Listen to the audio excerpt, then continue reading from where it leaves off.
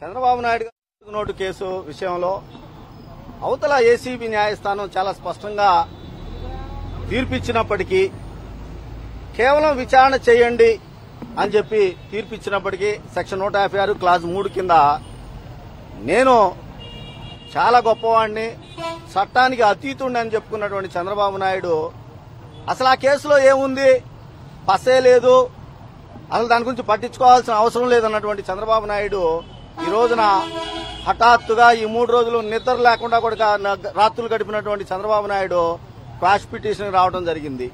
గౌరవ న్యాయస్థానం చాలా స్పష్టంగా సర్టిఫైడ్ కాపీలతోటి మీరు న్యాయస్థానాన్ని ఆశ్రయించండి అని చెప్పి చెప్పడం జరిగింది. విచారణ ఎదుర్కోవడానికి ఆయనకు ఎందుకు భయం?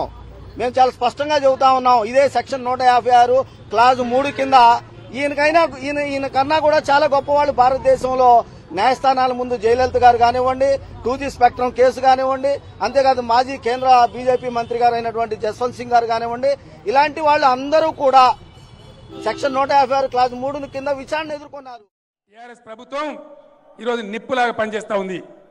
ఈ విషయాలు వాస్తవాలు ప్రజలకు పూర్తి స్థాయిలో చెప్పడానికి రాబోయే 2-3 రోజులలో ఒక టీవీ ఛానల్లో కూర్చొని 3-4 గంటలు ప్రజలకు మొత్తం మీ చరిత్ర, మీ బండారం అంతా బయట పెడతా అని చెప్పి మనవి చేస్తా ఉన్నా.